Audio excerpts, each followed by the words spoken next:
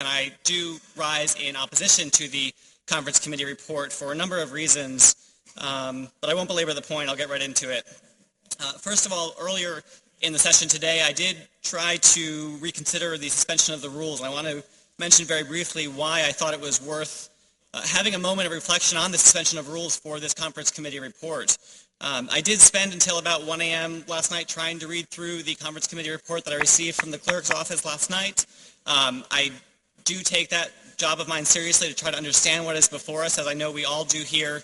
And I can say with all honesty, not meaning to be irresponsible in my job, but I can honestly say that I had a challenge in getting through every nuance of this issue, since it is an incredibly complex piece of policy that we are considering here today. And I think it is worth asking the question of whether or not we have, as a body, each had time to fully reflect on what it is we're about to embark upon in the Commonwealth. There's been speculation about what this bill will do in terms of jobs and economic development or costs, social and otherwise, to families across the Commonwealth. And I believe we all acknowledge that this is no small piece of legislation. This bill has far-reaching ramifications for our communities and Commonwealth going forward for many years to come upon passage. So I do think it's important to make sure that we've had as much opportunity to consider in its entirety all of the ramifications of the bill. In my read through the conference committee report last evening, there were a number of issues that stood out to me, some of which are technical in nature, and I would submit to the conferees and to leadership that there will be a number of technical corrections that will be needed to make sure the bill actually works properly. There are references to sections that don't exist and so forth, but I won't get into those details. I want to get to the substance of the matter. In terms of how this debate was conducted, the minority party member of the conference committee praised the conference committee process and said that it was unusual for the minority party to do so, to praise the process around here. So I know that I'm in an even smaller minority of people that might be critical of this process, but I do want to share why I believe what we're doing here today was not done in the best possible process. I am of the opinion that this is a piece of legislation that has been driven by industry lobbyists from around the country who have massive profits at stake.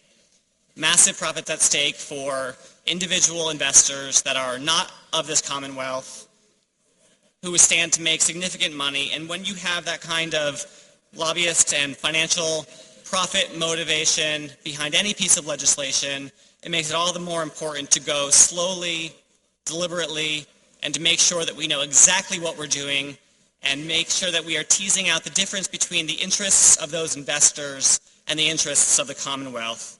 I'm concerned that's not what we have done here today. When we had the debate in the House, I rose to ask questions about the Ways and Means Committee's analysis of the legislation when it was here before the House, and I was informed at the time that the Ways and Means Committee had in fact done no analysis, that there was no fiscal note attached to the legislation, that it was not in fact an appropriations bill. It was a matter of policy, not appropriation, and that was the reason I gave for why there was no fiscal note attached.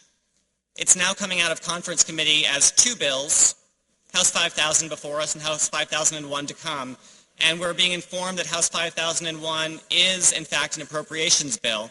And I do submit to the body the question of how an appropriations bill can come before this body out of a conference committee that didn't actually originate from this House as an appropriation. It's my understanding, not a constitutional scholar, but a member of this legislature that swears an oath to the Constitution, it is my understanding that appropriation bills must originate in the House, but we were informed that when this bill originated, it was not an appropriation. So I suggest that's a question that we might want to consider as we consider our vote on this matter before us here today.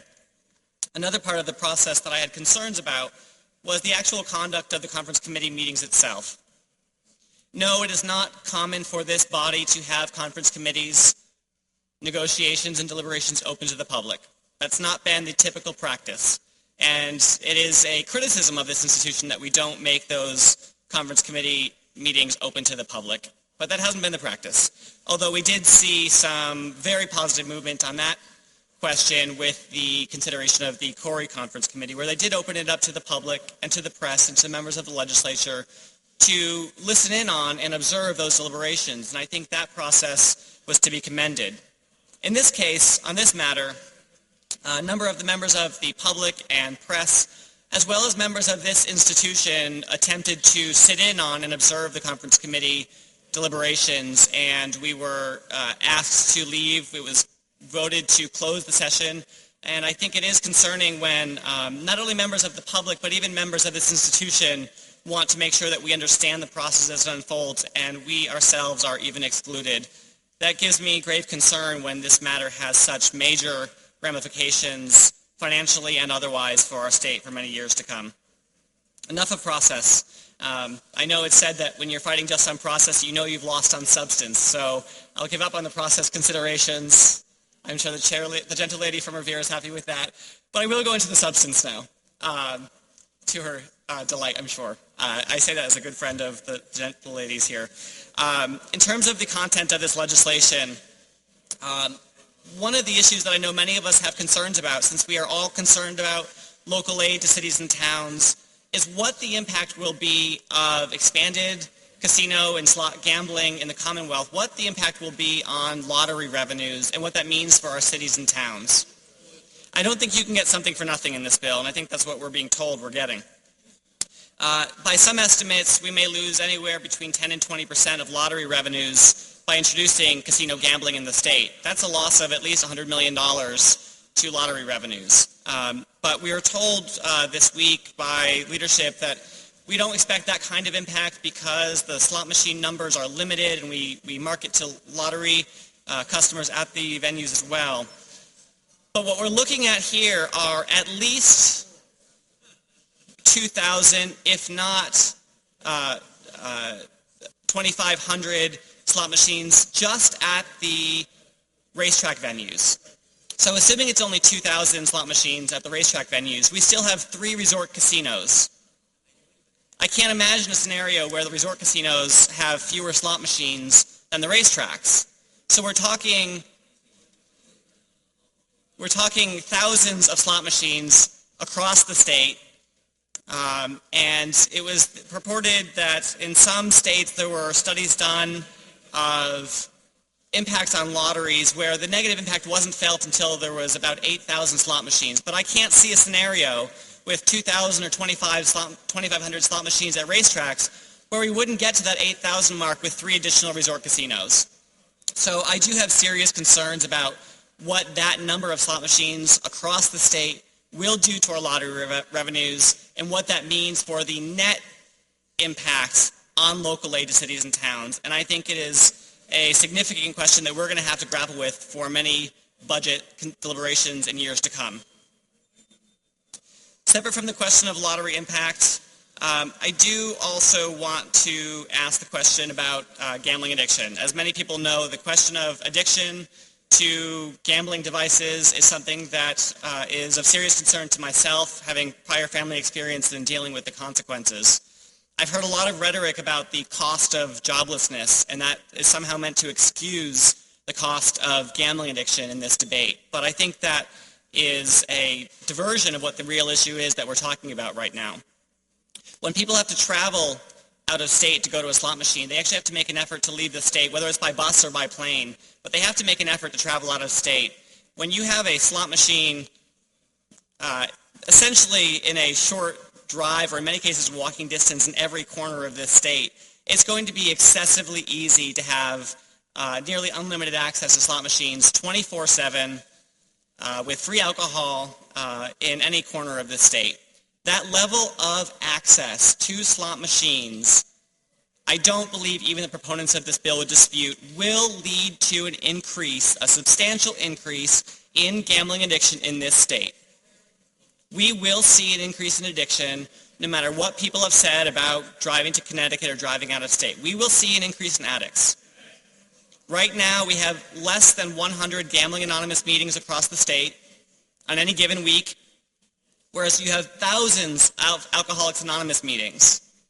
If you're an alcoholic, you can actually seek substance abuse treatment, and your insurance is required to cover substance abuse treatment because of our mental health parity laws. If you're a gambling addict, that insurance access is not required of our insurance companies, and you are not guaranteed access. So no matter how much money we might throw into public health prevention and treatment programs, if you are an individual who is confronted with gambling addiction, for yourself or for your family members, you have a very difficult time, trust me, I know, a very difficult time finding access to Gambling Anonymous meetings or finding access to meaningful treatment that it works and is affordable and is covered by insurance. It just doesn't exist right now, never mind with the level that we will need once this bill takes effect. With the level of increase in gambling addiction that we will see with the high prevalence of slot machines across this state, I assure you that we will have many bills filed and many legislative briefings and many hearings to come for many sessions beyond this year about how to deal with the gambling addiction that will proliferate far beyond what we are experiencing right here in the state right now. And I am very sorry for those families that will deal with those consequences because of our, I believe, misguided passage of this legislation here today. The final point I want to make is the question of market saturation and what it is that we are bringing into the state as an industry and where that industry is at financially right now. Some of you may have seen an article in the New York Times just last week. Chair apologizes to the gentleman at the microphone. For what purpose does the gentleman rise?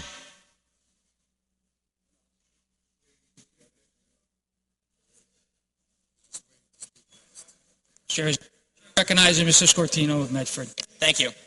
I'm on my last thoughts and comments, so I won't be much longer, I promise. There was an article in the New York Times last week about Governor Christie in New Jersey, who has made a move to have a state takeover of the casinos in Atlantic City. And I want to read to you very briefly a section of that article.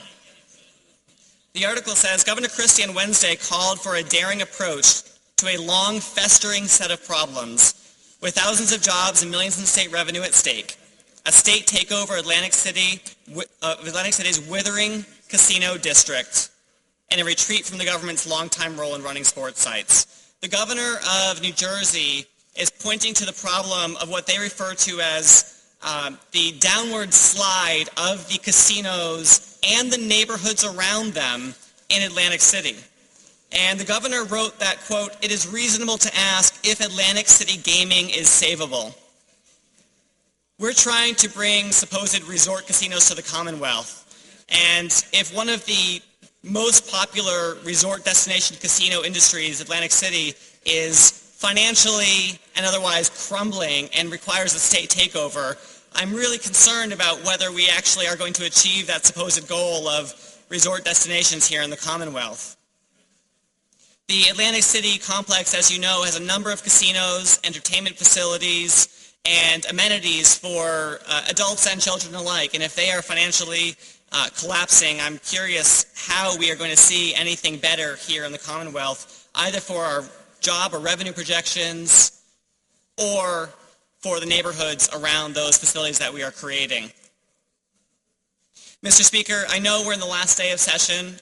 We have a lot of business before us that we need to get to in terms of criminal justice reform and others, but I do think it's important that folks that have concerns about this legislation express their views and concerns to make sure that as the Commonwealth realizes the negative impacts of this legislation as they unfold in communities across the Commonwealth, that we've at least attempted to lay the case out on this institution's floor for why what we're doing is an incredibly bad bet for Massachusetts, and I respectfully ask that members reject the Conference Committee report. Thank you.